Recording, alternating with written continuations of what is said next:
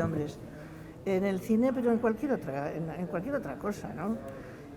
Bueno, yo era periodista, en prensa había más mujeres, pero bueno, la historia era siempre la misma, o sea, mucha tropa y ningún general, ¿no?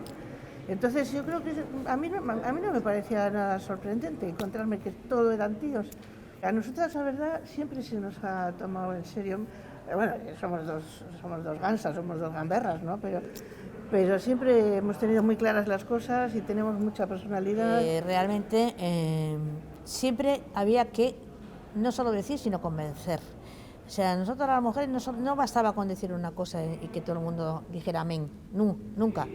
O sea, es como que tenías que decir lo que tu opinión y luego exponer una serie de motivos de por qué era buena y aún así no acababan de tomarte en serio. Eso siempre era así. Era así, y soy consciente ahora, a todo lo pasado.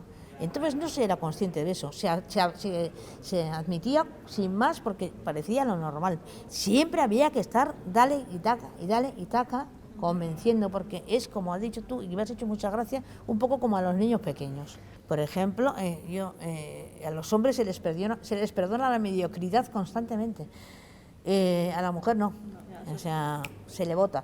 O sea, es una especie de selección natural salvaje. Y lo que es muy necesario en el caso de las mujeres es la perseverancia. Porque como encuentras muchos obstáculos, es muy fácil deprimirte, dejarlo, decir, bueno, venga, oye, pues que lo hagan ellos y tal, ¿no? No.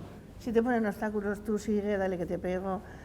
Pero, como dice Ana, es que hay que ser como muy convincente, ¿no? Pues es una comunión con el mundo del cine que representa este festival, buena, agradable, maravillosa, y recibirlo junto a esta crack y amiga María Eugenia, pues va a ser un placer y vamos a pasarlo pipa luego a la tarde. Para mí ha sido maravilloso, y yo te lo dije cuando la primera vez que hablamos, digo, pero con Ana, o sea que...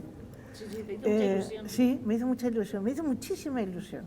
O sea, si hubiera sido otra persona, no sé qué ilusión me había hecho, pero con Ana, mucha. Vamos a petar el Arriaga. No.